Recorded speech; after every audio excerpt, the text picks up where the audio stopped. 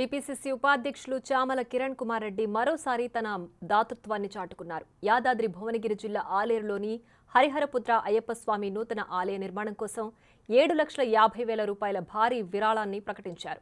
అనంతరం గురుస్వాముల ఆధ్వర్యంలో నిర్వహించిన మహా పడిపూజ కార్యక్రమంలో పాల్గొని స్వామివారికి ప్రత్యేక పూజలు చేశారు. ఆలయ నిర్మాణం కోసం తన వంతు సహాయ సహకారాలు ఎల్లప్పుడూ ఉంటాయని హామీ ఇచ్చారు. ఇక్కడ హైవే వారికి వెళ్ళే ప్రోగ్రామ్ ఉంది, పుట్టినరోజు వాళ్ళకి దారి కల్పించండి, ఆశీర్వాదం. ఆర్ఏ ప్రసాద్ గారు మీ ఫ్రెండ్ ప్రసాద్ వల్ల ఇక్కడికి వచ్చారట. మరి ప్రసాద్ అయ్యప్ప స్వామి దీవెనలతో భువనగిరి పార్లమెంటు నియోజకవర్గంతో పాటు ఆలేరు నియోజకవర్గం అన్ని రంగాల్లో అభివృద్ధి చెందాలని మొక్కుకున్నట్లు చెప్పారు. ఈ కార్యక్రమంలో కాంగ్రెస్ పార్టీ బ్లాక్ అధ్యక్షులు ఈరసారపు యాదగిరి గౌడ్, జిల్లా ఎంపీటీసీల ఫోరం ఉపాధ్యక్షులు ఆర్ఏ ప్రశాంత్ గౌడ్, పలువురు అయ్యప్ప గురుస్వాములు, అయ్యప్ప స్వామి భక్తులు పెద్ద సంఖ్యలో హాజరయ్యారు.